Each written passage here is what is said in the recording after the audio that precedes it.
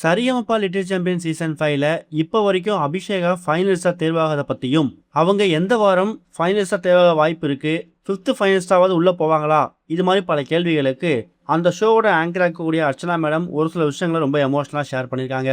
இந்த சரிகமபா ஷோ வந்து இந்த அளவுக்கு ஹிட் ஆகிறதுக்கு ஜட்ஜஸ் அப்புறம் கண்டஸ்டன்ட் ஒரு காரணமா இருந்தாலும், இந்த ஷோ வந்து தாங்கி பிடிக்கிறதுல ஒரு முக்கியமான பில்லரா இருக்கக்கூடியவங்க ஆங்கர் அர்ச்சனா மேடம் தான். எக்கச்சக்கமான நேரங்களில் குழந்தைங்களை வந்து ரொம்ப ஸ்மார்ட்டாக வந்து வழிநடத்தி கொண்டு போகிறது, ஷோ வந்து கைட் பண்ணி கூட்டு போகிறது, இது எல்லாத்துலேயுமே அர்ச்சனா அவங்கள அடிச்சுக்கிறதுக்கு ஆளே இல்லை. அப்படிப்பட்ட அர்ச்சனா மேடம் சீனியர்ஸை விட இந்த லிட்டில் சாம்பியன் ஷோவில் அதிக இன்ட்ரெஸ்ட் காட்டுவாங்க. காரணம் என்னன்னா, அவங்க பொண்ணு ஜாரா மாதிரியே இங்கே வரக்கூடிய குழந்தைங்க எல்லாருமே அந்த அளவுக்கு ரொம்ப யதார்த்தமாக அவங்கள்ட்ட பழகுவாங்களாம். அப்படிதான் ஒரு சீசன்லையும் அர்ச்சனா அவங்களுக்குன்னு ஒரு ஃபேவரட் கண்டஸ்டன்ட் இருப்பாங்க. இந்த சீசனோட ஃபேவரட் கண்டஸ்டன்ட் அவங்களுக்கு அபிஷேகா அப்படிங்கிறது பல நேரங்களில் அவங்க தெரிவிச்சிருக்காங்க.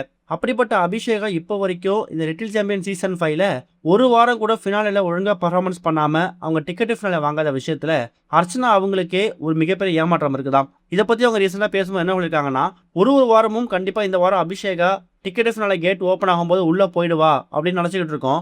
ஆனால் கடைசி நேரத்தில் ஏமாற்றம் கிடைக்குது. அதுலேயும் போன வாரம் அபிஷேகா வந்து கோல்டன் பெர்ஃபார்மன்ஸே வாங்கலை அப்படிங்கிறது ரொம்ப மனசுக்கு ரொம்ப கஷ்டமாயிடுச்சு.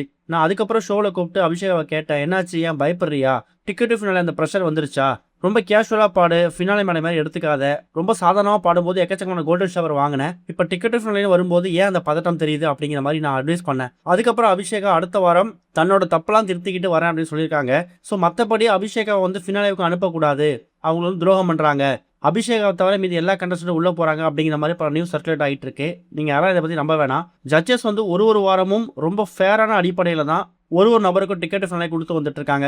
அப்படி தான் போன வாரம் தன்வி வரைக்கும் டிசர்விங்கான கண்டஸ்டன்ட் இந்த ஷோவில் டிக்கெட் ஃபினாலே வாங்கி உள்ளே போயிருக்காங்க. அபிஷேகாவோட பேட் லக் என்னன்னு தெரியல, கடந்த ஒரு சில வாரங்கள் அவங்களால சரியாக பர்ஃபார்மன்ஸ் பண்ண முடியல. அப்படியே நல்லா பர்ஃபார்மன்ஸ் பண்ணியிருந்தாலும் அது மற்றவங்களை கம்பேர் பண்ணும்போது கொஞ்சம் சுமாரான பர்ஃபார்மன்ஸாக மாறிடுது. கவலைப்பட வேணாம், இன்னும் அபிஷேகாவுக்கு ஒரு வீக் இருக்குது. 5th ஃபைனலிஸ்ட் அப்படிங்கிற விஷயத்த அவங்க எடுத்துக்கிட்டாங்கன்னா கண்டிப்பாக அது பெரிய லக்காக இருக்கும். அப்படியே ஒருவேளை அபிஷேகாவுக்கு அந்த லக்கு கிடைக்கலனா மக்கள் ஓட்டு அடிப்படையில் தான் அபிஷேகா ஃபைனலிஸ்டாக உள்ளே போயிடுவாங்க. கவலைப்படாதீங்க அப்படிங்கிற மாதிரி ஆங்கர் அர்ச்சனா அவங்க ஒரு சில விஷயங்கள் ரொம்ப எமோஷனலாக இப்போ அபிஷேகாவுக்கு ஆதரவாக பேசியிருக்காங்களாம். இது வரைக்கும் கனெக்டிங் டிவிக்கு சப்ஸ்கிரைப் பண்ணனா மறக்காமல் சப்ஸ்கிரைப் பண்ணிக்கங்க. உடனடி அப்டேட்ஸ் பெறுவதற்கு நோட்டிஃபிகேஷன் பெல்லையும் கிளிக் பண்ணிக்கங்க.